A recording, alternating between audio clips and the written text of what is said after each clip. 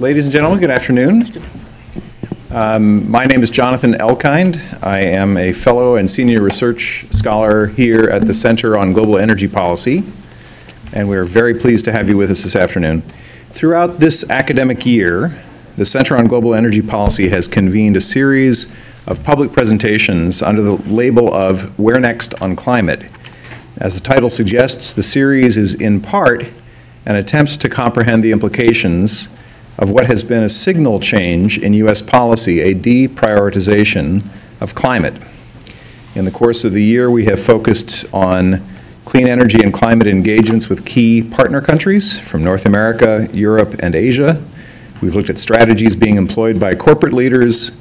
We've looked at the interplay between climate and development and climate finance and more. But the series is not, at its heart, about one administration's policies. It is about the defining parameters of the climate challenge, the need to establish sound and durable policy that can be sustained with appropriate adjustments over the long haul. We're not going to solve our climate problem in one day and then move on to the next problem on the next day.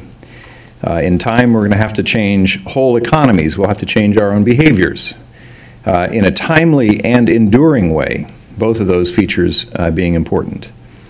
Long-term solutions must not make us feel like we're living in a straitjacket, but they cannot be greenwashing either. They must enable full lives in societies rich and poor, and economic opportunity that arises in part because we have avoided compromising natural systems upon which our climate depends. Now, if I'm right about this theory of the case that I've just expressed, then that means we are going to have to get a lot better at listening to each other, finding solutions that can appeal to people across the aisle, and working to counteract our current politics. And tonight's program comes exactly in this spirit. We are extraordinarily fortunate this evening to have a superb roster of participants. I should note from the outset that they do not have a unitary view of the best way to respond to and to address the climate challenge, nor should they. Our program is about hearing different views and considering their implications. Dr. Glenn Hubbard, immediately to my right, is the Dean of the Columbia Business School and the Russell L. Carson Professor of Finance and Economics. Dr. Hubbard served as Chairman of the Council of Economic Advisors during the administration of President George W. Bush. He has authored more than 100 scholarly articles in economics and finance. He serves on the boards of ADP, BlackRock Closed-End Funds, and MetLife. He received dual bachelor's degrees from the University of Central Florida and a PhD in economics from Harvard University. To his right is Dr. Lynne Kiesling, who is a visiting associate professor in the Department of Economics at Purdue University.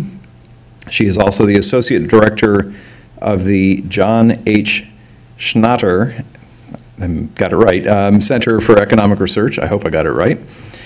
She's the author of, or co-author of many academic articles, book chapters, and policy studies, most relating to electricity policy, regulation, technology innovation, and market design. And she has focused especially on new digital technologies that have the potential to revolutionize our power sector.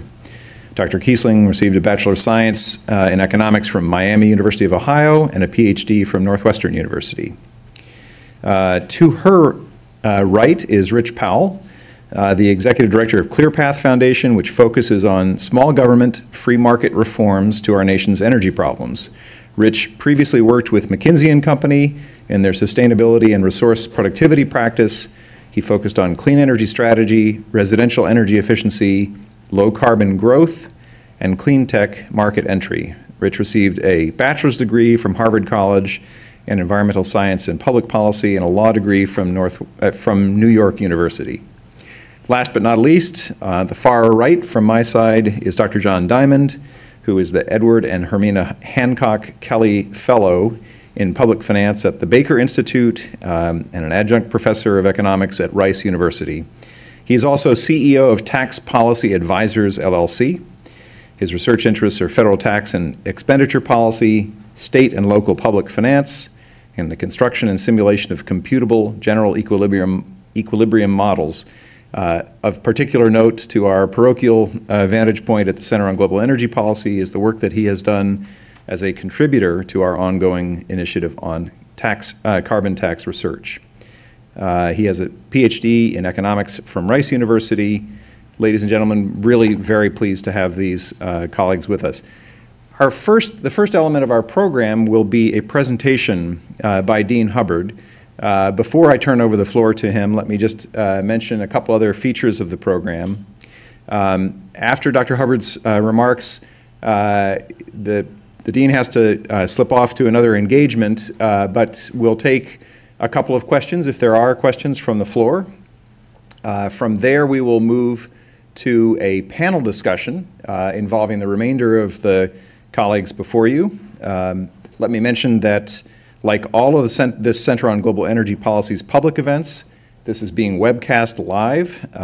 Both the full video and a podcast recording will be available on our website and iTunes in the coming days.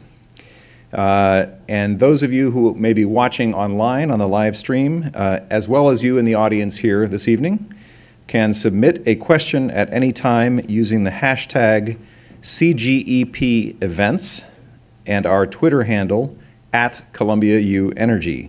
Again, that's hashtag CGEP events and the Twitter handle @ColumbiaUEnergy. Dean Hubbard, I'd like to turn over the floor to you for your presentation. Thank you very much for being here. Thank you. Thank you. Thanks very much for having me. I'd like to begin just by thanking the Center for the work that it is doing. It is intellectual leadership, not only here at Columbia, but in a topic that's super important for policy. And I also give the Center a lot of kudos, not just for the research that you'll hear about today, but also for trying to, bridge a divide in our political discussion. I should note that I'm not a specialist in the environment. I am not a scientist. I'm an economist. I have come to think about this topic a lot through the lens of the way microeconomists, which is what I am. Sometimes I play a macroeconomist on television, but I'm actually a microeconomist. What people like me think about when they think about design of taxation. When Jason had asked me to do this, I formed in my thoughts an analogy to the Queen of England. The Queen of England actually asked the best question, in my view, in the aftermath of the financial crisis. She went to the London School of Economics for a ribbon cutting. There was a new building, and she sat with economist worthies, and they were having tea or whatever the Queen was doing, probably not talking economics, but something. And then the Queen asked them the question about the financial crisis: why did nobody see it coming?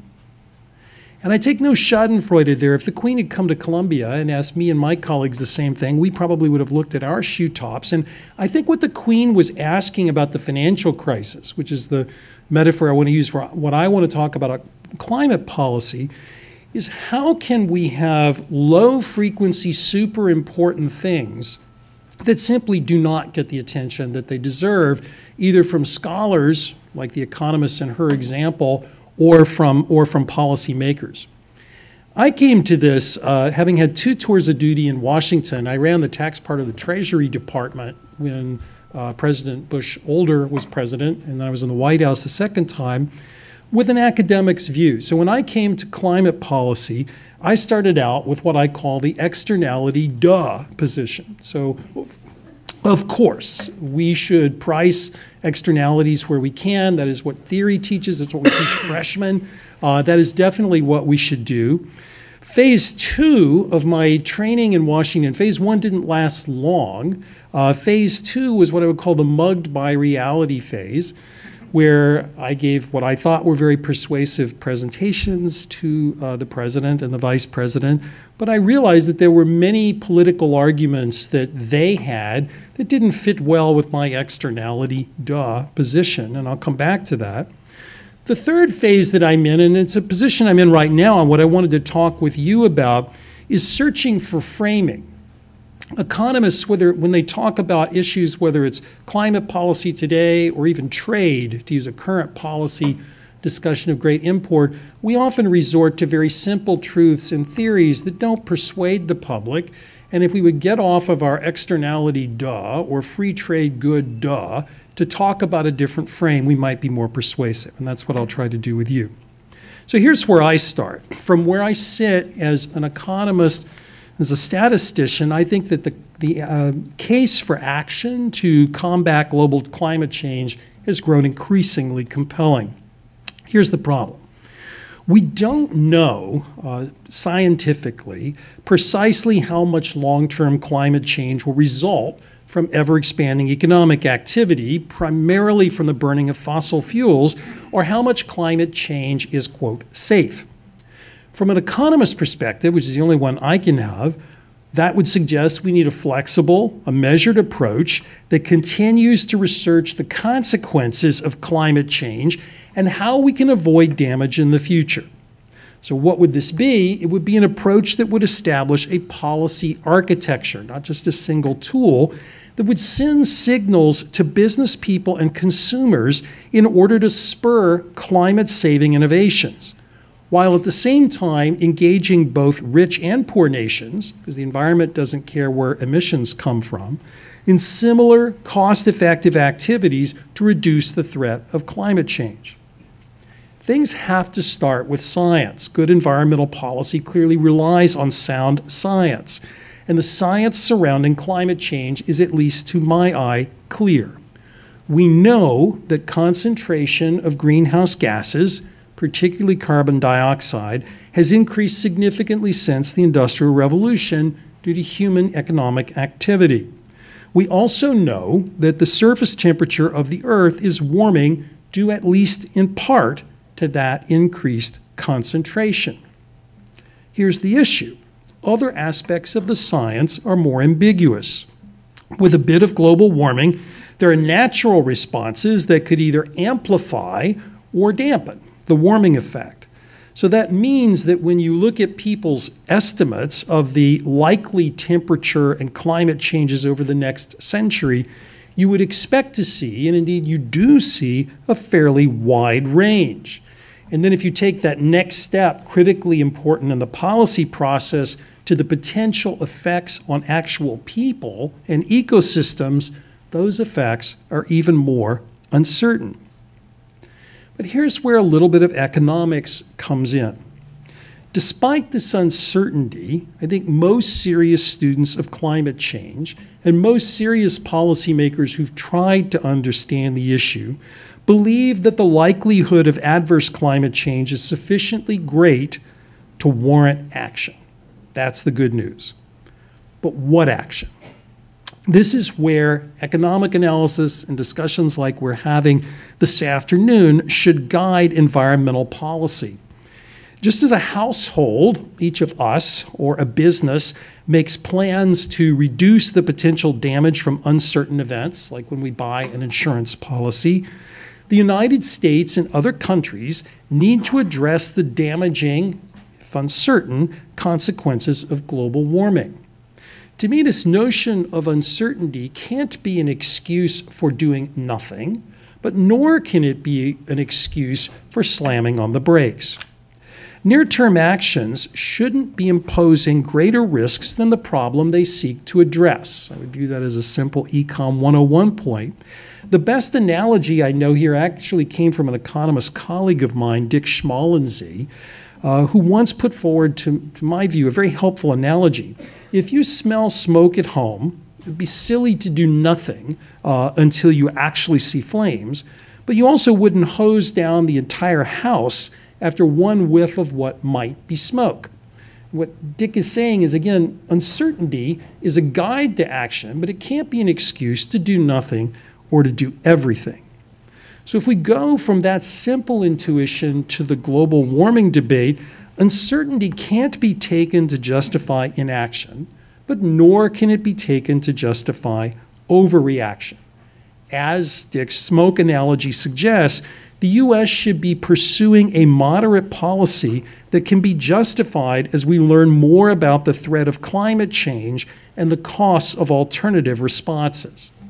Here's where I think market mechanisms offer the way forward. And this was the real learning experience for me as a conservative economist trying to influence policymakers here. I would have thought words like market mechanism would be welcome. I learned otherwise. But it wasn't always so. An advantage of being older, like I am, is I remember a different time.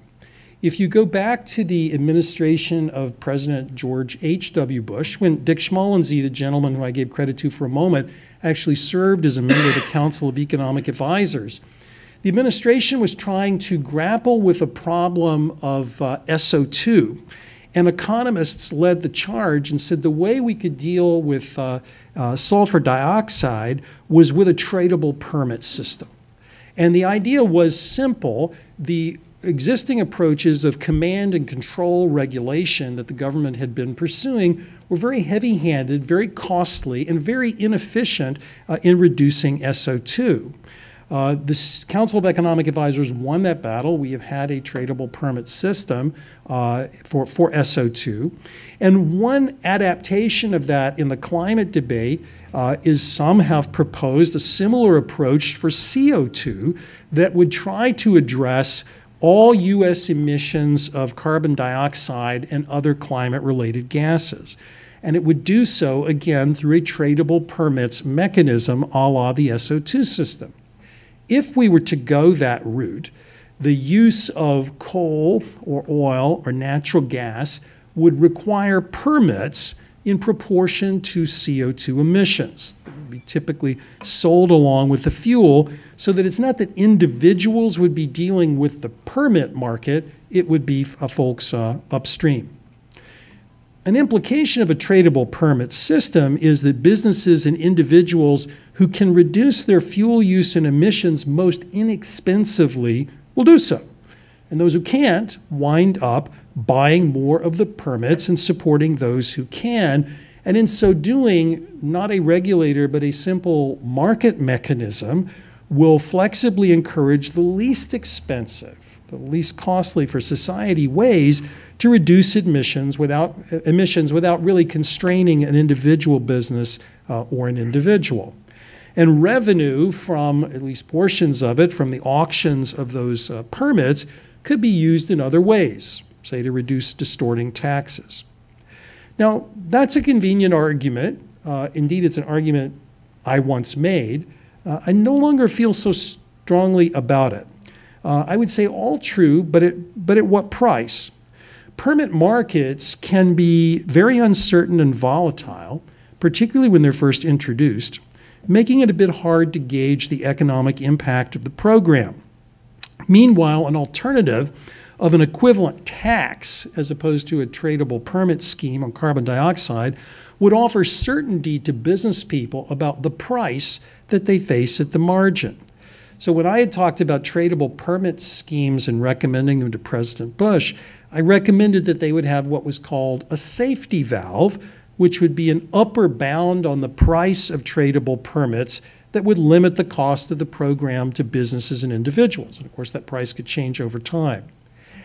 I think while that system hangs together as a matter of theory, a simple carbon tax, for reasons I'll outline, is actually a superior alternative and far more likely in the American political construct we're in today. Over time, it's certainly true that new investment in technology will reduce costs. But I think it's naive to think that without putting a price on carbon, we will see, at least at the pace that we would like, these climate-saving innovations. Business people are not in the business of innovating for social purpose. They're in the business of innovation for profit. If you change the incentive that they face, you will see those innovations. So I'm absolutely a believer that technology is our friend here. I'm absolutely a believer in innovation. I just think it's naive to think that without this gentle nudge that we will see it. Importantly, though, businesses need predictability. We need a price signal that they can count on, one that's not changing all the time, making their investments worthless or suddenly profitable at a moment's notice. And we don't want to push too hard too quickly that simply encourages businesses to give up or relocate economic activity. Now, that kind of emphasis from Econ 101 highlights the fact that it's important not just to think about the United States. You have to think about global institutions for promoting and measuring emission reductions, again, particularly because the atmosphere really doesn't care whence they came. So that says that when we're thinking about mechanism design here, or institution design, we can't just be thinking about the United States. We would also want to think about institutions that prevent emissions from simply shifting overseas, but would encourage lower cost and lowest cost, hopefully, abatement opportunities wherever they are in the world. Now, the bad news is that developing international institutions is a tall order. The good news is it doesn't have to happen right away. The conversation should become broader and deeper over time. If you think about the evolution of the GATT system, the General Agreement on Tariffs and Trade, to what became the World Trade Organization, that was a 60-year policy conversation that deepened institutions on a very important problem called trade. Sadly, we're backsliding a little bit from that, but that was a 60-year conversation. What's really important, to take the trade analogy to climate, is that domestic policies, U.S. policies, should have a forward-looking design that encourages both efficiency here in the United States and global cooperation. In the U.S. case, that can be sharing technologies that other countries might be able to use. It's important that the U.S. lead and take action early, but it also should encourage and regularly review actions by other key nations. And those actions need to be coordinated for the obvious externality problem that I began with. Now, among the features of comprehensiveness on the one hand, economic flexibility, the predictability of the price signal, and international leadership, all in a good proposal, I really think it's the emphasis on cost certainty that's drawn the ire of many environmental advocates, and I think unwisely so. Some of these advocates seem unconcerned, or at least apparently unconcerned, about economic impacts, or simply argue that technologies exist now to achieve their goals inexpensively. Doing nothing is irresponsible. Betting the farm is also irresponsible and unlikely to be politically persuasive. So what's to be done? Let me tell you where I start. I think it is a given, both as a matter of science and economics, but even as a matter of the current political system, that America will transition to a clean energy economy. And I don't say that because lots of folks in the private sector woke up with a premonition that it should be thus. But in the world in which they live, literally the world, the global business operates, this is where we're heading. This is what business people believe is right. This will happen. I mentioned earlier the need for a framing. If I'm right that that is where we're going, there are two ways we could get there. And in many ways, this is reminiscent of the argument put before President George H.W. Bush a generation ago. One choice is regulation. We could do this through CAFE standards, a variety of command and control regulation of emitters. We could do it through a number of these mechanisms. I think over years, economists have tried to persuade the public, successfully persuaded the first President Bush, that these are costly, complex, and inefficient to do mandates by sector. A second approach, if again you believe, as I do, that we're headed toward this different system, would be a market-based approach. To me, the most superior tool in the kit to deal with that would be a price incentive in the form of a carbon tax. You could also imagine things like an oil price floor that would stop business people from saying, oh, price of oil is now low, I'll just go back to that. There are ways to do this with the price system to send the right signals. I think in all likelihood, a carbon tax will be superior to a cap and trade system, which was the old SO2 styled system, for many reasons. First of all, the clarity of the revenue, the clarity of the price, unless there's a safety valve system, and the political ease in explaining the program.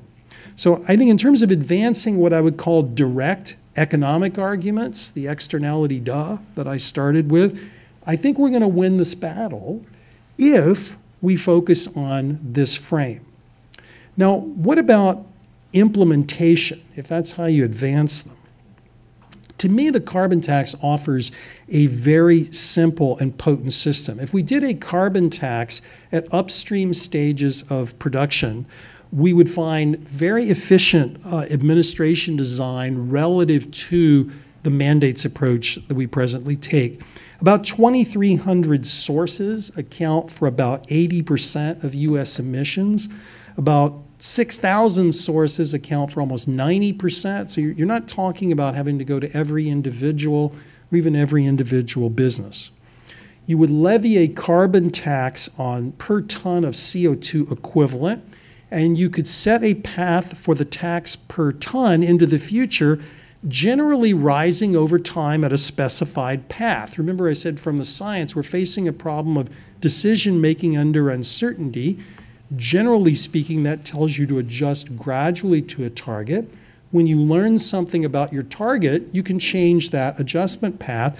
Policymakers can legislate a path and then change it. One thing that I think will draw interest to the carbon tax is revenue. If we had a carbon tax of around $20 a ton and rising, we could probably generate almost $100 billion annually over the first decade.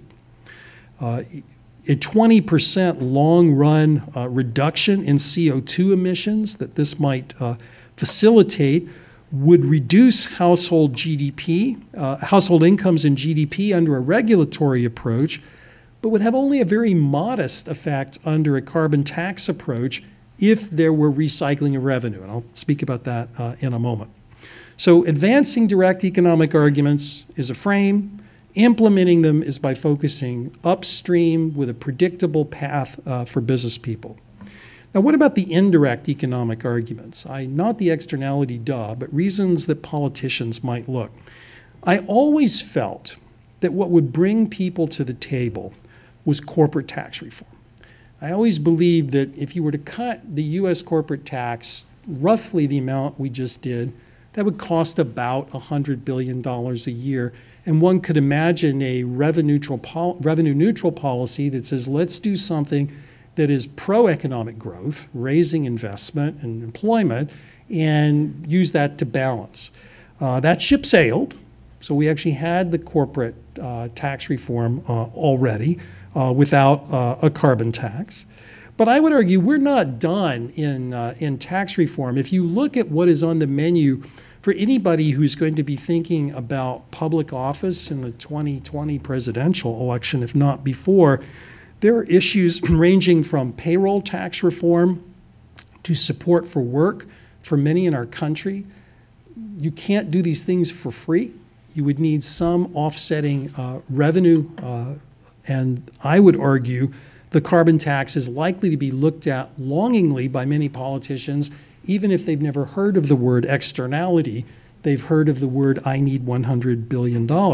Another argument is revenue contribution for deficit reduction. The US is clearly on a dangerous fiscal path, and revenue has to be part of that solution. And once one gets to that conversation, this may become attractive. So I think in terms of economic arguments, putting aside the obvious sort of microeconomist view of what to do, the real politic of this, I think, of the budget, of future discussions of tax reform, is going to get to the carbon tax.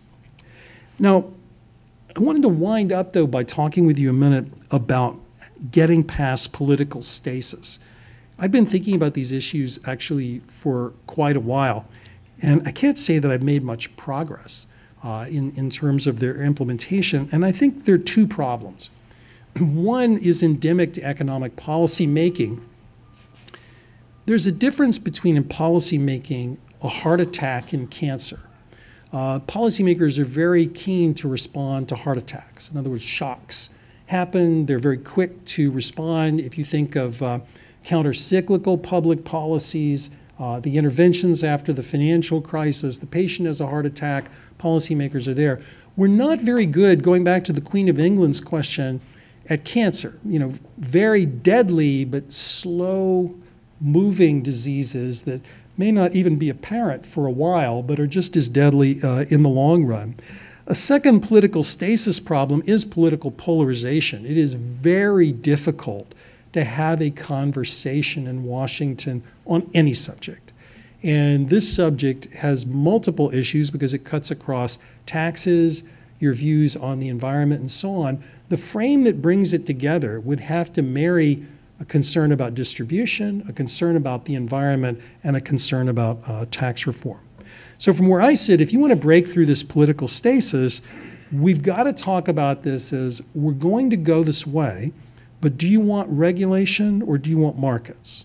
Do you want to think of this as a risk management, just as any of us would do as individuals, just as if you're a business person, you do in your company, and then, of course, budget concerns. I think we need an alliance. This is not something that a group of academics writing all over the country or the world are going to move the needle very much on. We need to bring political leaders and business leaders together. I have said to the Business Roundtable, which are the big company CEOs in the country, they very much have a dog in this fight. And it's not because of a social concern, although I hope they have that. It's because of the future of business and where this is going to take them. And I remind them that in our country, when we were bold enough to do the Marshall Plan, it was not because of the wisdom of Congress. Congress actually wasn't any more wise then than it appears to be now. It was because the business community stood up and said, you know what? This is not good. We cannot let Western Europe be communist. And I think the same moral backbone is needed here for the business community. And I think with that business background, this is possible. So I'll just close where I began. I actually think Econ 101 is very valuable here. It tells us there's an externality. It tells us how to address decision making under uncertainty. It gives us clear tools. And it tells us that we need to avoid the extremes, that we need to avoid just sitting back and doing nothing, but at the same time, we need to avoid betting the bank. And I think if we take those simple lessons, we'll have a breath of fresh air. So I'll stop there, but I'd be happy to take any questions or comments. So, Dean Hubbard, thank you very much for those remarks. The Dean has kindly said that he'll stick around for a couple of questions from the audience. If there are questions, I see one, Jason Bordoff, the Center on Global Energy Policy's director, and Jason will pop up. And then the gentleman in the back, please, if you wouldn't mind coming over and just being ready. Thanks so much for being here, Sure. Glenn, and thanks to all of you. That was a great talk. So here's the question I have. It was really helpful framing, really helpful way to think about the benefits, in your view, of markets over regulation and decision-making in the face of uncertainty. That's what I wanted to ask you about. So your point about there is uncertainty when we think about climate impacts. You don't want to, it would be irresponsible to ignore it. It would be irresponsible to bet the farm. Is what bet the farm means exactly. And so if one takes seriously the kind of targets like a 2-degree warming target, that does mean a very rapid shift in our energy mix as we know it. You might say, well, that's too much betting the farm. There's uncertainty. Let's wait and see. And then over time, we'll learn more. And then my question for you is, how do you think about decision making in the face of uncertainty for a problem like climate change, where if it turns out that we're not sure about what impact lead in gasoline has or sulfur in the air has, once we kind of understand it better, there's a cost to that, but we can deal with it and clean it up, and the air gets cleaner and the water gets cleaner. The CO2 is up there for hundreds or thousands of years, and the impacts are baked in. So it's a different kind of problem, and what does that mean for how we think about decision-making in the face of uncertainty today? All great questions. It's hard to take expected values when one of the payoffs is minus infinity. I think that's my shorthand way of saying what you just asked me about. And the way I would avoid looking at that, because the answer to that's obvious, it does say bet the farm if you're doing an expected value calculation. It would be to set a path that is moderately aggressive, but allows you to learn in either direction along the path. To me, the most important thing is, and the reason I gave the GATT WTO example, is to get started.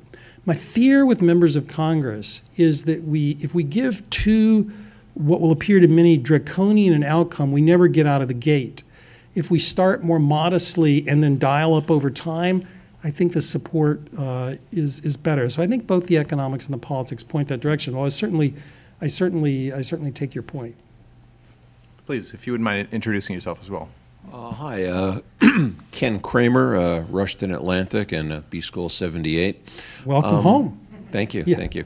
I agree that a carbon tax is the way to go, and one could make a theoretical argument that why don't we set the number at the social cost of carbon, taking in costs to business talk, cost to health, cost to mortality. But first question, do you believe that is actually a knowable number? And second question is, does it matter, because is the number we really care about is the price that's going to move the needle enough to decarbonize? Both good questions actually related to Jason's. We don't really know the exact answer, but we know enough about the range to know that we can pick a number that gets started and dial that up over time. If we're serious about decarbonization, we have to give a pretty aggressive price signal to business people. And to me, it's crazy to do it purely by government subsidies of just writing checks for electric batteries or whatever. We need to move to an era where business people, unfiltered, decide what the best innovations are, but with a strong price signal. The two I mentioned, I think, could be particularly effective. One would be the carbon tax, and I think an oil price floor, because part of the concern is if oil prices are volatile and can suddenly be very low, why make a long-term capital-intensive investment? An oil price floor, which we could implement by public policy, would say, no, don't worry about it. Oil prices are not going to drop into that range because we'll use the tax system. So I think we do know enough to really get started, although you're quite right, we don't know enough to know where the exact answer is. Thank you. Thanks. If I might just do a question from the table here. I was struck, Dr. Hubbard, by the strength of your optimism that in the world of the political economy, one could foresee sufficient support for a carbon tax. That implies a move away from the political stasis that you were talking about. How long do you think it will take before one could see meaningful support for a carbon tax if that were the selected way of addressing the issue? First of all, I should confess that I'm always optimistic. So you may be picking up a fixed effect. But I think in this case, I am optimistic not because I think politicians have suddenly awakened to the challenges of climate change or picked up their favorite Econ 101 book, hopefully my textbook, but whatever their favorite book was. I don't think that at all. I just think the forces I mentioned of the budget, of the fear of regulation, of business people saying do it, I think there's enough of that coming together that they will do it. I have seen other debates in other areas where things looked impossible. A study that I and others worked on at the Treasury in the early 90s on an arcane issue of tax reform became the law later, even though it looked impossible. And it didn't become the law because we were wise. It became the law because the political moment arrived and the study existed. So that's what I think here. I think the science will be important, but that's not what's dispositive. It's the confluence of anti-regulation and budget concerns. At least that's my optimistic view. Ladies and gentlemen, at this point we should, as honorable people, let the Dean head off to his next engagement. Thank you. And please join me in thanking him. Thanks for having me.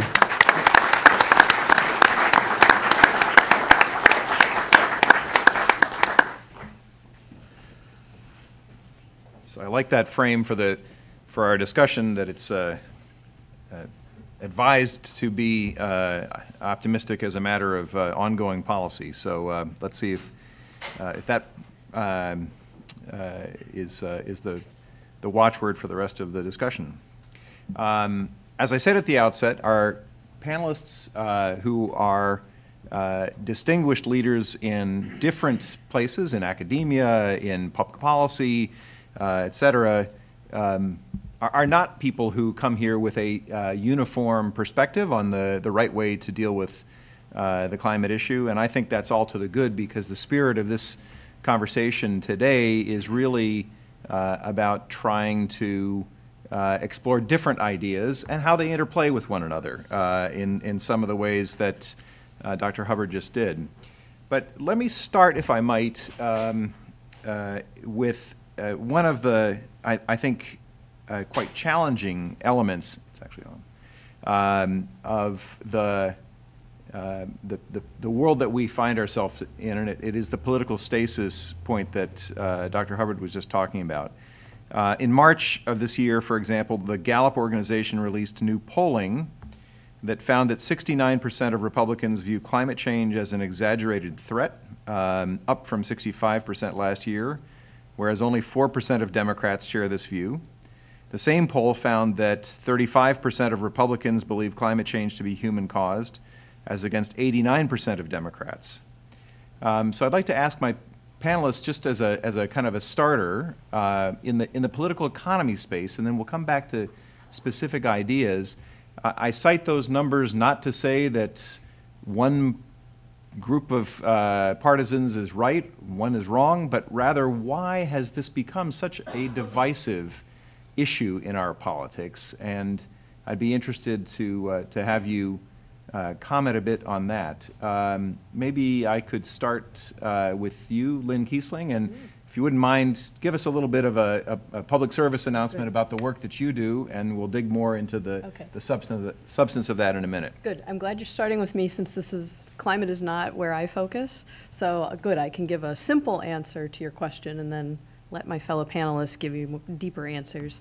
My work focuses on, I'm an economist, and I work on the interplay of regulation and technological change, in particular public utility regulation. So at the federal level, but mostly at the state level. So state level distribution. So if you think about the kind of regulation that, that historically has determined the price that you pay for electricity, and determined that the service that you're purchasing is, I flip the switch and the light goes on. And that's been the value proposition in this industry since 1882 and, Pearl Street and Thomas Edison. In the past, I'll call it 35, 40 years, there have been a couple of fairly dramatic waves of technological change post-nuclear. One was in the 1980s, the invention of the combined cycle gas turbine generator that you can use. Well, it was a jet engine on a platform when GE came up with it. But the smart engineers at GE looked at it and said, oh, hey, you know what, if we screwed that to a platform and stuck a boiler to it, we could probably generate electricity. And sure enough, they did. And it was at much smaller scale than the big coal-fired power plants of the kind of early 20th century technology. And so I'm giving you kind of a potted history of kind of regulation, technological change. One of the consequences of that particular set of innovations was that wholesale electricity markets became competitive where they weren't before. And so before, the electric utility was a vertically integrated firm doing everything from generation to transmission to distribution to the retail relationship with the end customer. With the combined cycle gas turbine, that really lowers the scale economies in production of electricity and makes wholesale power markets potentially competitive. And so in the 90s, we started to see regional wholesale power markets. You have one here in New York, the New York ISO. I think we're going through a wave right now of digital innovation that is going to have, I think, an even more dramatic impact because it's going to be in some ways smaller scale and more widespread, but it's also going to be dramatic because, and I'm glad Dean Hubbard used this word, is going to affect the actual architecture of the network. Right? Because the electric power network was built on these 1890s principles to have current flow from generators to end users, one direction. But now with the dramatic innovations we're seeing in renewables and in storage and in the digital technologies that can interconnect all of those and have dramatically reduced transaction costs, we are now able to have a more decentralized, meshed network that is in many ways capable for electricity, that's in many ways capable of looking more like the internet. And that brings us to my research, which is how can we use markets and what are called transactive energy systems to coordinate our use of electricity across all of these diverse, heterogeneous humans and their technologies. So I'll stop there, but I have to answer your question. But I've forgotten your question. Because I'm so excited about digital technology. That would have been a perfect dodge, except for the part where you confessed that you had forgotten the question. Oh, the stasis. Yes, Yeah. and division and you know, essentially, you know, why are we here? Why is this a matter of such division? I will own my bias as an economist, and that I see it as not an anthropologist, but I think my answer is anthropological, which is that I think there's a cultural, kind of a cultural backlash against the concept of control in many respects. All right, that's a great thing to dig into as we come back. And Rich, if you would do a précis of your work at ClearPath and give us your version of why is this such a divisive topic? Sure. So ClearPath Foundation and our associated other organizations are a very DC federal policy focused set of organizations. We work on clean energy, and we like to say we focus on more innovation and less regulation, leading to more clean energy. So we spend a lot of time thinking about the R&D budgets at places like the Department of Energy and making sure that those are protected and expanded and that those resources are better used. We spend a lot of time on very targeted incentives for particular technologies, the kinds of things that Dean Hubbard just said are a waste of money. I'll go ahead and argue on this panel are actually, when done right, can be transformative. And we spend a lot of time on finding places where the federal government is actually holding back progress on clean energy, right? So it's very difficult right now to install equipment on a coal power plant that would let you lower its emissions. That's a crime, right? That should be changed. So we focus sort of in those areas. And then the question I'm supposed to answer is, why are things getting worse on climate and more politicized on climate, right?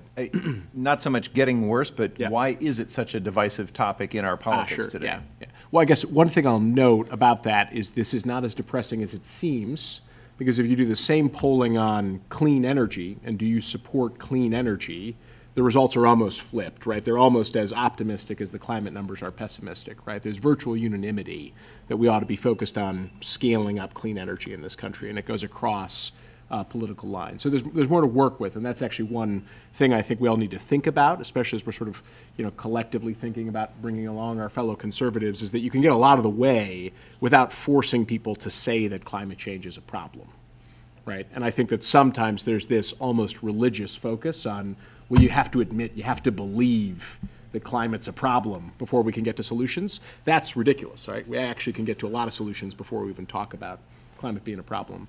But why is it a problem? Well, there has been a really well-funded effort to sort of muddy up the science behind climate and to sort of show that there's not the consensus amongst climate scientists that there actually is. And that has then translated into, you know, what folks like Kaufman look at, and this sort of this disbelief or belief in climate has translated now into a cultural, a political, tribal identifier for many Republicans at exactly the same level as sort of support for Second Amendment rights or for pro-life, right? So asking people to switch their positions on climate is just as difficult for many Republicans as asking them to switch their position to a pro-choice position or an anti-Second Amendment position. And I'll say I think this has all been unfortunately exacerbated by the other side of the aisle, in that a lot of folks who say that they're advocating for climate solutions are really just using climate as a new argument to advocate for things that they were already advocating for, that a lot of conservatives work at. So as Lynne said, either some degree of further government control over the economy or certain technologies that they think are preferable. So if you ask John McCain why he's not out there on climate anymore, he says, I'll get enthusiastic about climate again the day my friends on the left get enthusiastic about nuclear power. Right? That's a clear solution to climate change, and they irrationally are against that. So I think we're probably going to stay irrationally sort of, not enthusiastic about climate. Okay. Again, good stuff to work with and pick apart as we go. John Diamond, if you would please likewise give a thumbnail sketch of your research and then take a swing at the why so divisive question. So I'm John Diamond. I'm at the Baker Institute. I focus mainly on public finance questions, which this is one. Most of the research I do, though, is on tax policy and budget deficits. Lynne and I are in a fierce competition. Who's least knowledgeable about environmental economics, I think. I think I win, hands down. Do you teach environmental? Not at all. Okay, then you do win. I teach a general public finance class. I do, like one lecture on this, and that's it. It's more than I do, so. Yeah, but I was brought in to do modeling on distributional effects of carbon taxes, and so that's an area I'm actually well-versed. But why so divisive? I was thinking about the deficit issue, and people are horribly against deficit. If you're a Democrat and you hate tax cuts, then a tax cut that creates a deficit is the worst thing in the world. But if we spend money and create a deficit, well, then the deficit's not that bad. And if you're a Republican and you spend money and it creates a deficit, my God, the world's going to collapse because we see interest payments. But if you cut taxes and create a deficit, well, that's not so bad. Taxes may pay for it. Maybe the growth effects don't pay for it. So it seems like you take any issue and you can get either side to react irrationally, in my view. So I think that's part of it. I think the other part is probably political science at heart, which is I think we do have a gerrymandering problem. We have districts that are being drawn to have more and more Republicans in one district and more Democrats in the other. And so, the standard economic model of you kind of locate in the middle to win the election, well, we keep shifting the winners to the people that are further to the right and further to the left. So we have more and more disagreement, more and more ability to meet in the middle. I mean, Dean Hubbard's kind of whole talk was really just a really centrist view of how to solve this problem. But the problem is there's nobody left in the center. And I think that goes for both climate change, and we can just go back 3 or 4 years to Bowles-Simpson, a plan to deal with the deficit. Very centrist, very reasonable plan to deal with the deficit. We couldn't agree on that because it's in the middle. Right. And we have two camps, one on the right, one on the left, and very few people in the middle. So I've started with probably a too political question, but I'd like to now shift to more of the substance that each of you spends your days working on. And John, I'd like to start with you. As noted earlier, you have been one of the contributors to this project that the Center on Global Energy Policy has undertaken, and I want to acknowledge my colleague, Dr. Noah Kaufman, who is sitting here in the front row, who is leading that work. Could you tell us, please, you have come up, as you've looked at the issue of GDP effects and distributional effects, you've come up with what are some pretty interesting findings about the ability to have a well-crafted carbon tax that would have not negative but actually, interestingly, positive GDP impacts. Could you talk a little bit about that and about how to do the distributional effects right? What are some of the options for how you get there? Yeah, so this is one of those areas where economists disagree to some extent, but I'm not sure why, because the literature seems pretty clear.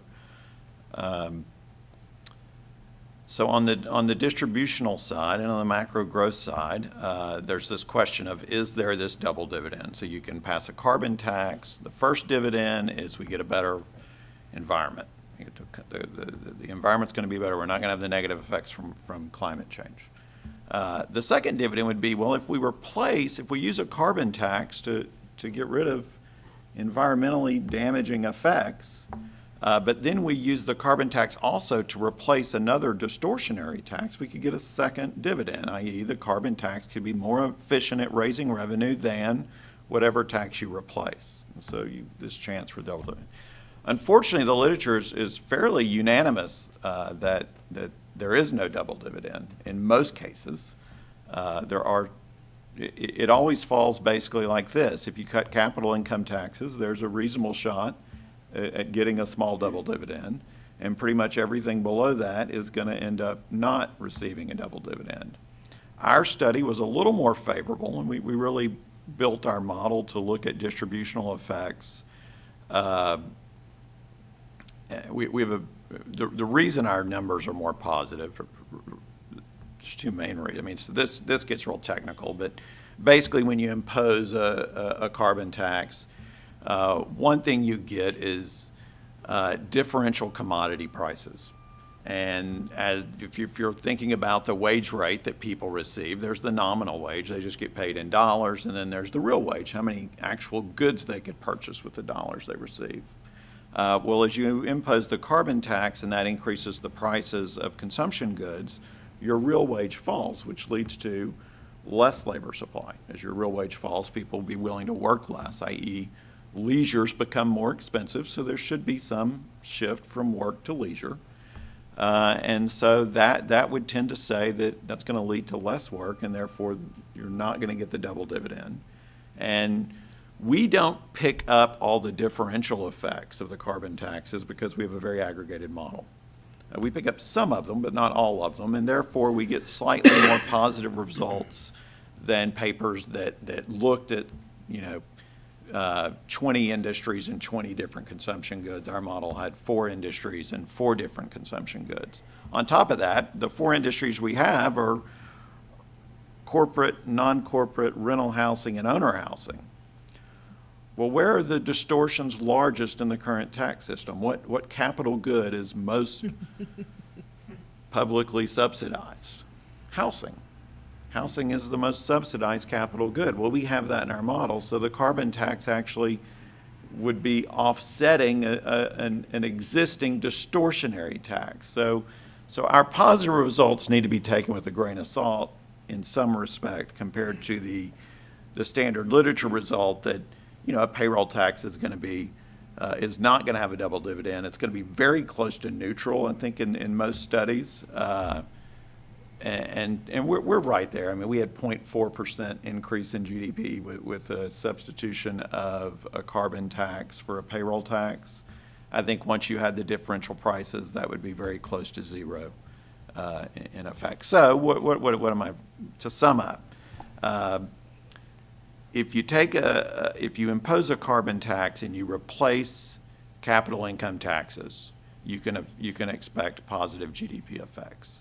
If you replace the payroll tax, or if you give out lump sum rebates, or if you pay off the deficit, you can expect basically zero, somewhat negative, and for just the rebates per household, equal rebates, that's going to be the most negative in terms of economic efficiency.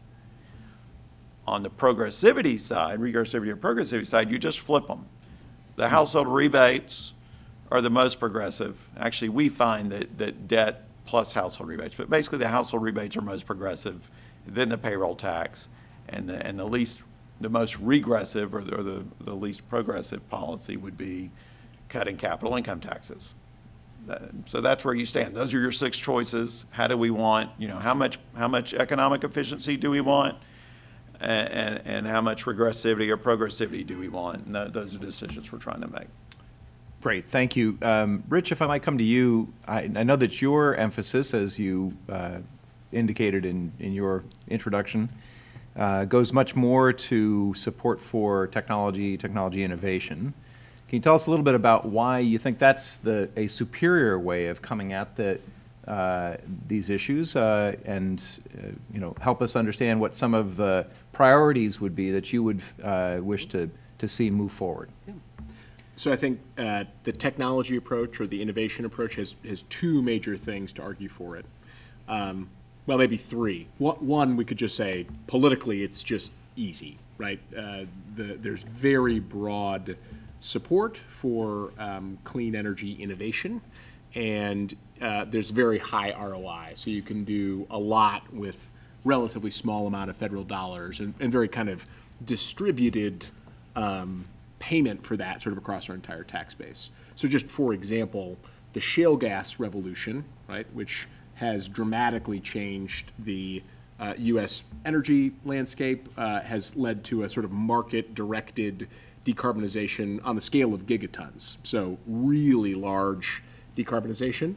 That cost about $400 million in maybe $500 million inflation adjusted in DOE support for clean fossil technologies and things like horizontal drilling and hydraulic fracturing and diamond-headed drill bits and 3D modeling technology, and it cost about $10 billion in the alternative production credit. So shale gas in its early days and shale oil did receive a small federal tax subsidy. So, you know, $10.5 billion for gigatons of carbon abatement reduction, that's pretty good ROI, right? So that's thing one. Thing two is that climate is, after all, a global problem, right? So CO2 emissions are not just a problem here in the United States, they're a problem globally. And year after year, U.S. emissions, even on a historical aggregate basis, become a smaller and smaller share of the total CO2 in the atmosphere. So in some sense right now, the really big problems to worry about are those 900 gigawatts. Remember, the U.S. has only 1,000 gigawatts total power plants, right? In China, there's 900 gigawatts of very new, relatively efficient, ultra-supercritical coal plants that are going to be very difficult to shut down. So finding some technology that takes care of those coal plants, plus all of the coal plants to come in India and Indonesia and Nigeria and the rest of the world, that's actually, when you look at the total CO2 problem that we all share as a global community, that's actually the biggest part of the problem.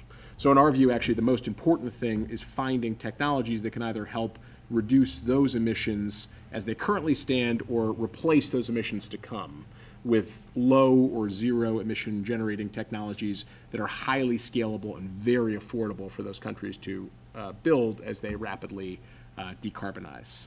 And then, you know, the final thing that you know, the technology approach has going for it is that it would really require very high carbon signals to get a lot of this stuff done. So effectively, the best way to do it is just to do it through direct early federal support, right? So if you look at Europe, right, the gas taxes are so high in Europe that many parts of Europe effectively have a $600 a ton price on transportation, and yet they were still driving clean diesel, right? It didn't lead to the massive breakthroughs in electrification and other things that even some of the models might have suggested it would have done. Whereas, you know, here in the U.S., we gave a, you know, relatively modest loan through the loan program office to Tesla, and that has led to a, you know, sort of pretty market-directed, great expansion in high-quality electric vehicles, which consumers actually seem to want to drive, which may well lead to a sort of a market-directed decarbonization of the transportation sector.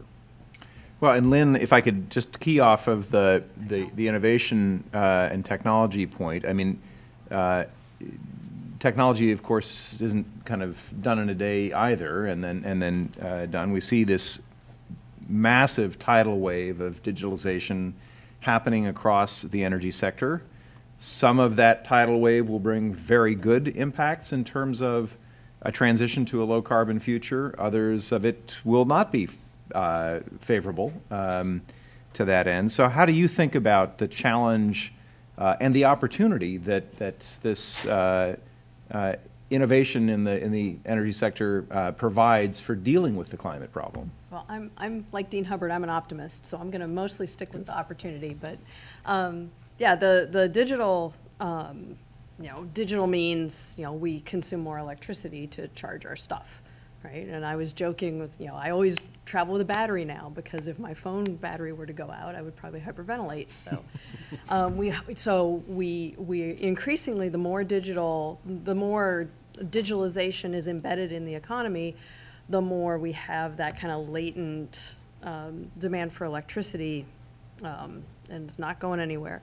But what digital technologies do is they enable us better to coordinate and to access and harness resources that didn't exist before and that we weren't able to use before. And so in particular, a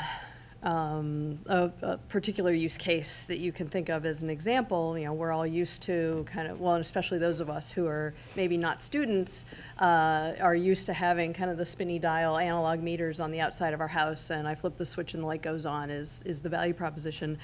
But the technology exists now for us to actually be able to automate a whole lot of our individual household, homeowner, residential energy choices.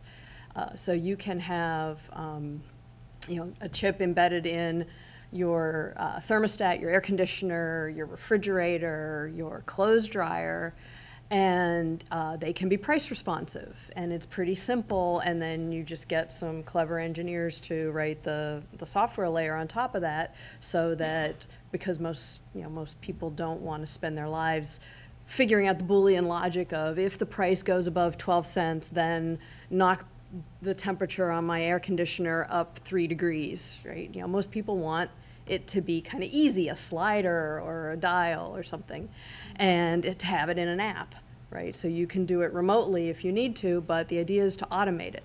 So have your appliances be price responsive, and that's what I mean by transactive energy. But even the next step that's coming, and this is some of the kind of current technology testing that's going on, is that with these Teslas that we're all going to have in our garages, I did see a new Tesla. What's the Model S? Is that, or X? No, what's the new one? The 3. The 3. Yep. Yeah, there's I driving around West Lafayette this weekend, I saw the same red one like 3 times. I was like, oh, look, there it is. It's a nice looking car. So we're all going to have Teslas in our garages, right? And we're going to have solar panels on our roofs. And there's a technology called the smart inverter. And an inverter is what you need in order to get if your solar panels produce any excess electricity beyond what you consume yourself, an inverter is what enables you to basically send that excess generation out onto the distribution grid. So you can, you also need the inverter because it's direct current and your home is alternating current, and don't worry about that. But you can use this digital smart inverter as a home energy management system and basically use it as the technology that you can program, or when we add the market layer to this, right? If you have competitive retail markets, your retail energy service provider, if they're really doing their marketing and PR work, they are going to come to you and say, I have this really great way that you can save money and save energy and save the planet all at the same time. And most people are like, okay, cool, sign me up. And but that then provide you with that smart inverter, which there will be settings that you can use to program in. Here's how much I want to use from my solar panels. If there's excess, I'm willing to sell that out on the market if the price is, if the price is above a certain price, and if the price is above this other price, then just completely turn down my use within the home, and whatever my panels are providing, just sell. Similarly, you're going to have an electric vehicle, and what that does is, that unidirectional generators to homeowners that we've had for 120 years, now if you have that Tesla in your garage, you're not just a consumer, you're also potentially a producer and a consumer with just that one technology, because it's a battery and you have to charge it to use it, but it's a battery, which means it's storage, so you can sell what's in your Tesla when you're not using it. And so you can use this technology to coordinate what you're using. Now, for all of this great technology to be useful, what do you need? You need price signals and markets. And New York is a restructured state, so nominally you all have retail choice and retail competition. In print, I've been fairly critical of restructured states, except for Texas, because they've kept in place certain regulations that make it difficult for new suppliers to enter the market. But I do think that this approach of thinking about decentralized coordination through markets and retail competition through electricity markets has, and I'm going to call it an epistemic advantage over Rich's technology approach. Because if I were to you want some provocative, you want some tussling, right? So if I were to critique the technology approach, right, it's still open to the criticism that somebody is deciding what the right thing is to do and imposing a certain control mentality on that. Whereas through markets are processes of social learning. And that provides a great segue that I want to jump in on, which is the question that's kind of embedded as we think about whether it's whether to have a carbon tax, and if so, in what form, whether to have a technology approach. what is the right role of government in dealing with this question? And I want to draw you out on some quick hit responses to that, but let me just first say that we're about to open up the floor for questions in a minute. So for people who may have questions who are here, please be ready with your questions, and we'll have you go to the microphone as we did before. For those of you who are watching online, you can submit a question at any time using the hashtag CGEP events and our Twitter handle, which is at Columbia U Energy. So just quickly, your thoughts on what the right role of government is in this space. Rich, do you want to kick off? So I'll do it by also responding to that Please, point, by all means. Which is, I think there's a big difference between, and I'll be frankly a little bit critical here of the previous administration, which I think was very climate concerned, but also was actively picking certain technologies in some cases, right, for greater emphasis, right? So if you looked at the budgets, for example, that would come out of the White House, there'd be a huge emphasis usually on efficiency and renewable energy and much less emphasis on other low carbon technologies like nuclear and clean fossils and other things. And so as we would think about it, the appropriate role for government ought to be basically placing sort of early to sort of mid-stage bets across a lot of different innovation horses, and we'll see which ones kind of win out in that. So is government sort of putting its finger on the scale? Yes, but maybe it's putting a very broad hand on the scale across a lot of different bets. So Rich, how do you score the tax treatment of carbon capture and utilization sequestration that was in the recent tax bill? Is good news story or bad news story for the right role of government in your view? Very good news story. So government we've sort of had already decided, arguably overmuch, to incentivize solar technology in its early deployment and wind technology in its early deployment. Almost certainly overdone, at least on the wind side. And there really wasn't something like that for clean fossil technology. There was one for advanced nuclear technology, which, by the way, was sort of extended and expanded alongside 45Q. So I think we now actually have, you know, a fairly broad set of early sort of learn by doing commercialization incentives across the full suite of clean energy technologies. All right, John, I'd like to come to you, and then last to Lynn on this. What's the right role of government, as you see it, in grappling with this this issue of climate? I've already changed my mind twice today. So once, just give us the update that's when current. Dean Hubbard spoke, and then the second time when Rich spoke. Yep. So I mean, I could be a different answer in 30 minutes. I mean, obviously, there's the simple textbook answer, and there's this idea that Dean Hubbard spoke about, which is we want to price carbon and we want to get rid of command and control. I mean, that seems like a very all or nothing approach. You know, let's go to a carbon tax, and let's get rid of all other mechanisms. Obviously, Rich then made the point that, well, some of these are very, you know, have a high rate of return, and so maybe those are good ways. My gut tells me that it's never an all or nothing approach, that we probably need a measured approach in maybe each area. So let's get rid of the most burdensome command and control approaches. Let's implement a smaller. Let's kind of use a little bit of everything, I guess is the best way. Okay. To say it quickly. And Lynn. Quick hit? Yeah, my work focuses primarily on state level and distribution stuff, so I'll talk about the state PUCs. Great. You know, historically, it's been very, the role of the regulator has been to determine prices, right? So you figure out what the utilities' allowed investments are, you figured out their allowed rate of return on top of that, that's their revenue requirement, and then out of that you do some very complicated economics to turn that into an industrial rate, a commercial rate, and a residential rate.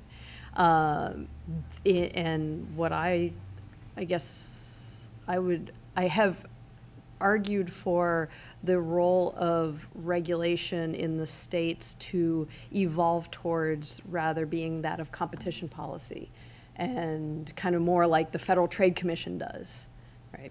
So looking out for consumer protection, looking out for fraud, Because if you do, so for example, Texas has a fully vertically disintegrated, deregulated structure where there are retail competitors and there's a competitive wholesale market, and then you have a regulated distribution and transmission wires company sandwiched in the middle.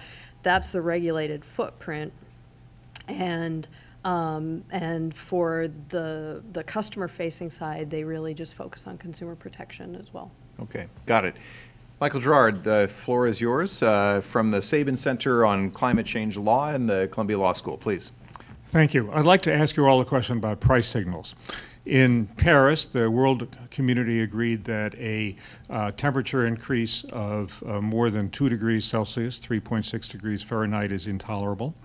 Most of the, I think all the projections I've seen are that in order to stay within 2 degrees, there has to be a peaking of global greenhouse gas emissions within just 2 or 3 or 4 years, and a rapid drop-off. And that then requires moving virtually entirely away from fossil fuels to generate electricity, unless we have CCS quickly, which we don't, and a tremendously rapid increase in clean energy, whether it's solar and wind or nuclear or whatever it is, and also electrification of almost all of the direct fossil uses, so that's passenger cars, heating and cooling of space, and so forth. And that adds up to about a doubling of the electricity capacity that's needed in order to do that. What kind of price signal would be needed in order to achieve that outcome? We heard Dean Hubbard talk about $20 a ton. What kind of price signal would really achieve this kind of outcome to avoid catastrophic impacts, which is what we'll see if we're over 2 degrees?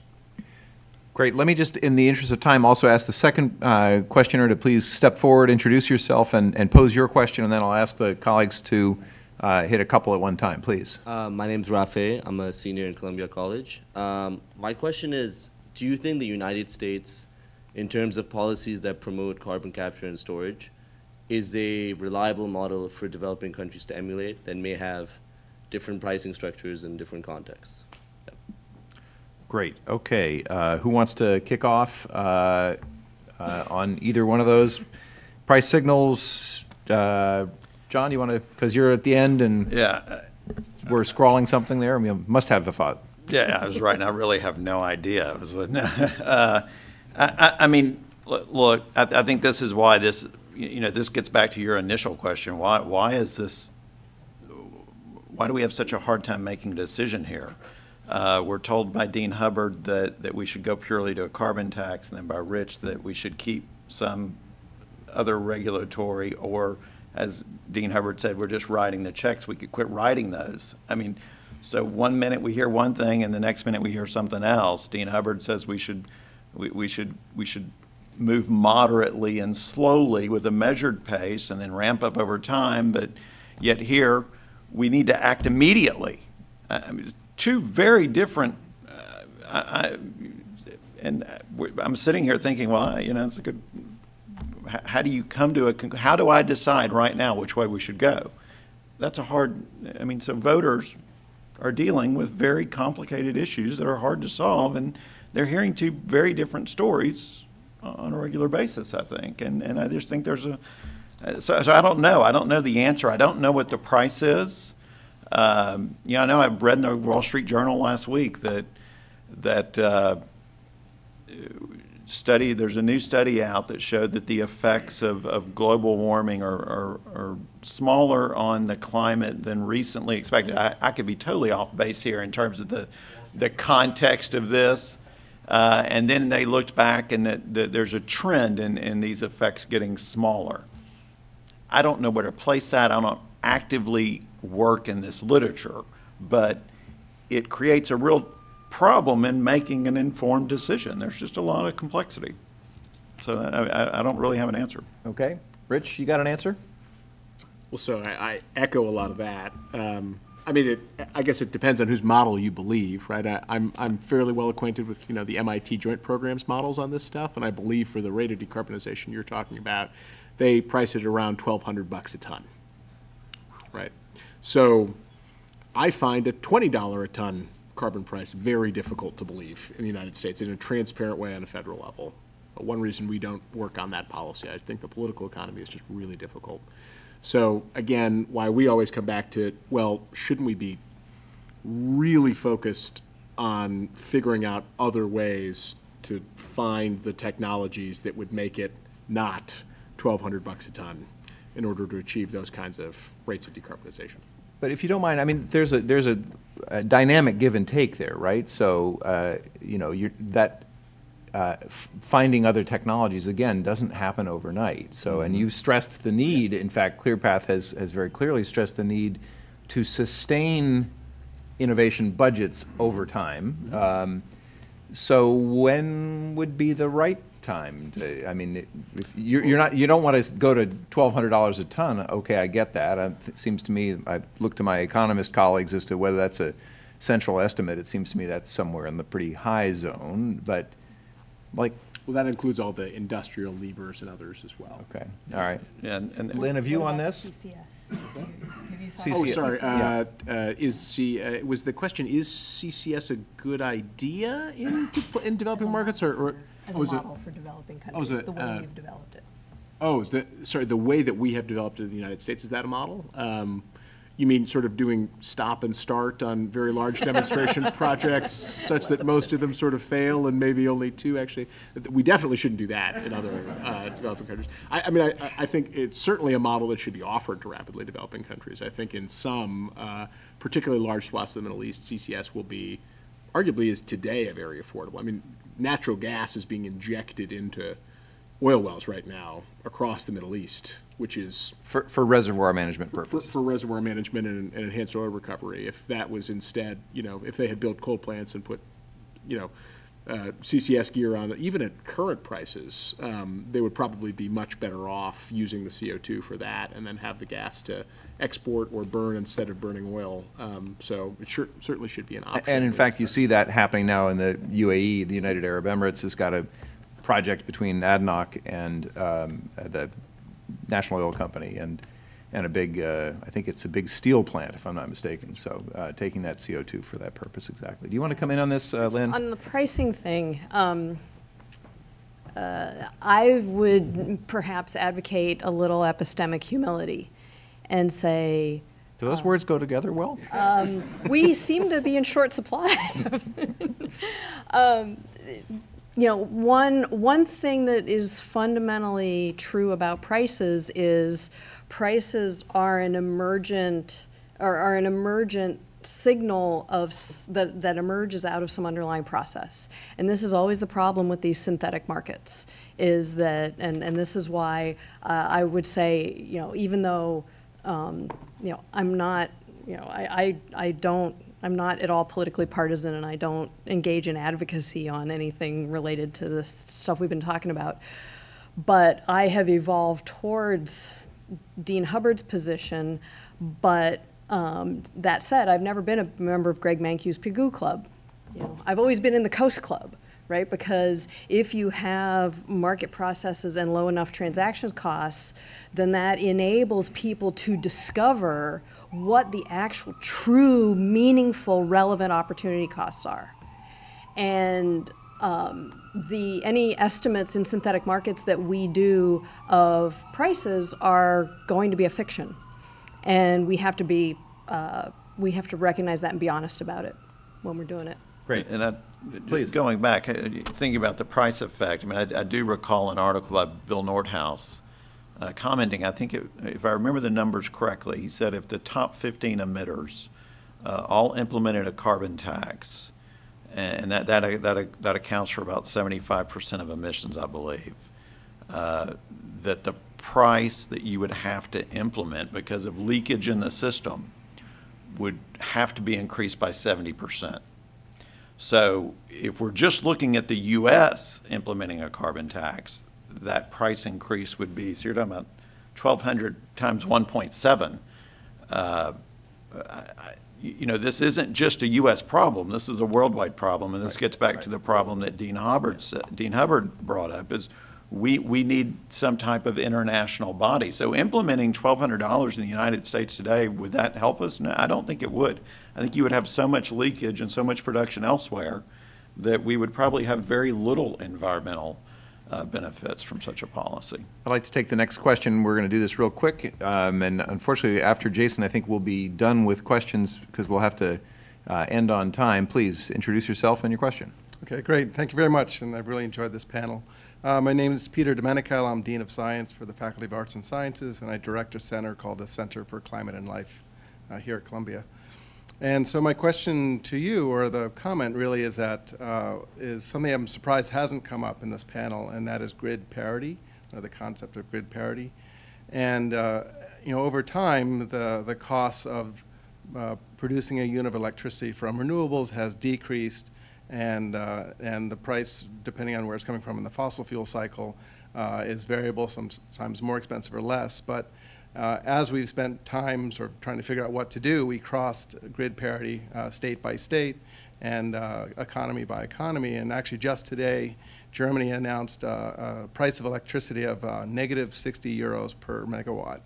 And that's because they had a windy, sunny day, and they're exporting electricity. And so one of the things, you know, one of the really important drivers here that's happening is that there's this revolution that quietly took place about 5 years ago, where the cost of electricity through renewables is declining.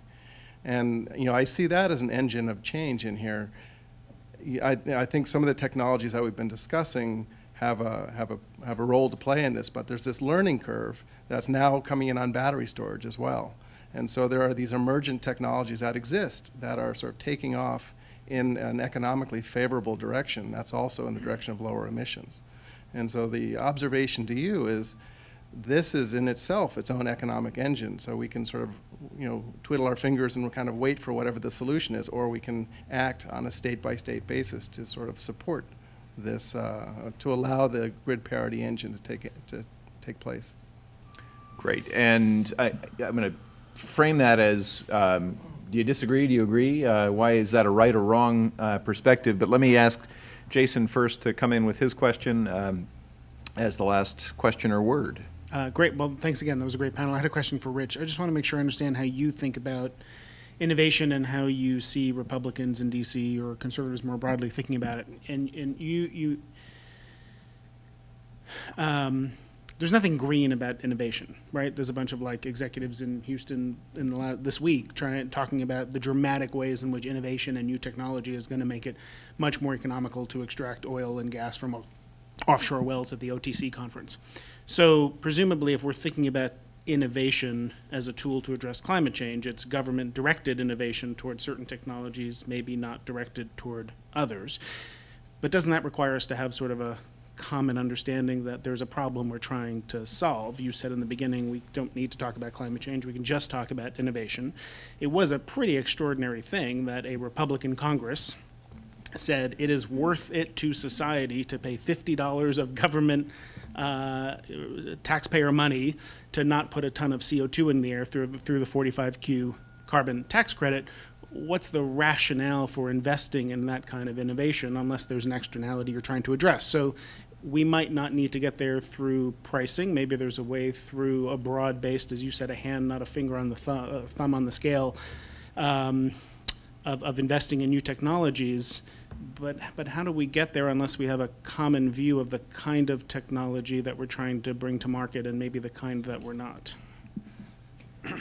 All right. So is it a right course of action to see state by state move forward with their own policies, given that we now are seeing grid parity for variable renewables, solar, wind, well, solar first and foremost, utility scale solar, and to Rich and anybody else that wants to chime in, don't we need to know where we're going through some sort of a price on carbon? Can I do please? a quick Yeah, 1-2 punch yeah, on please. those? Yep, 'Cause by all means. I have short sharps for both. Great.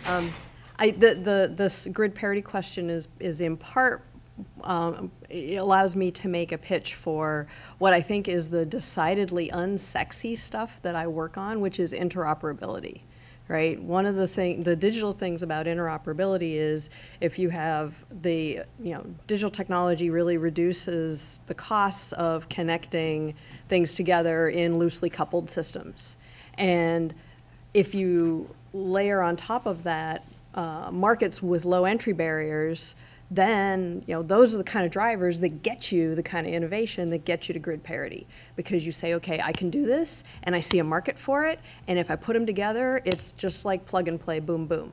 Right? So this is my pitch for the decidedly unsexy interoperability as a research topic and as a policy focus.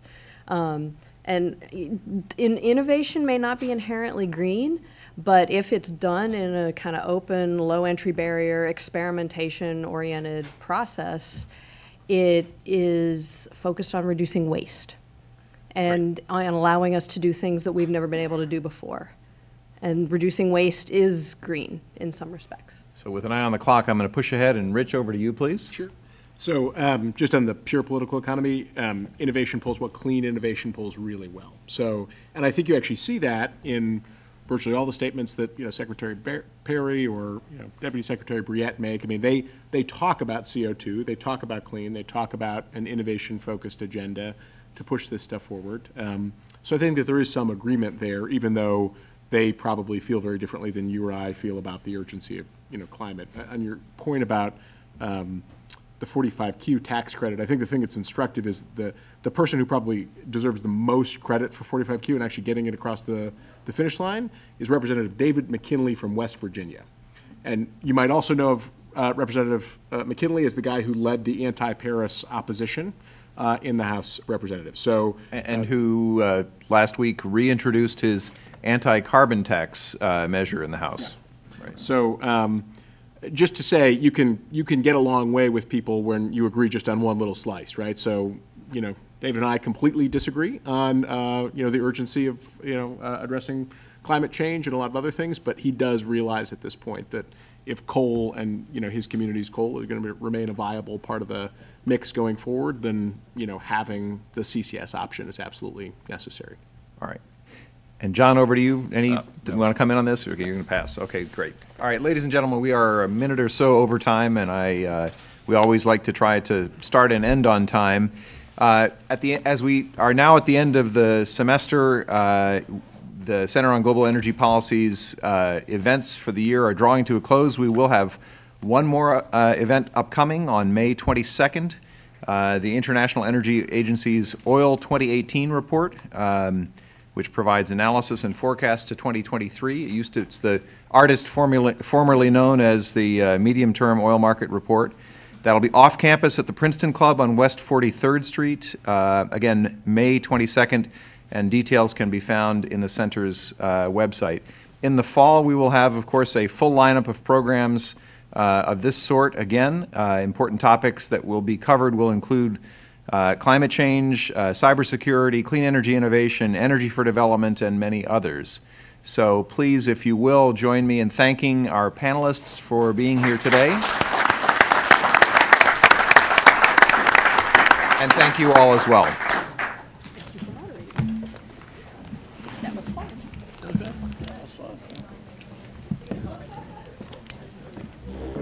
Yeah, that's why I wanted to make sure that you hit on his CCS question, because I'm like, I could say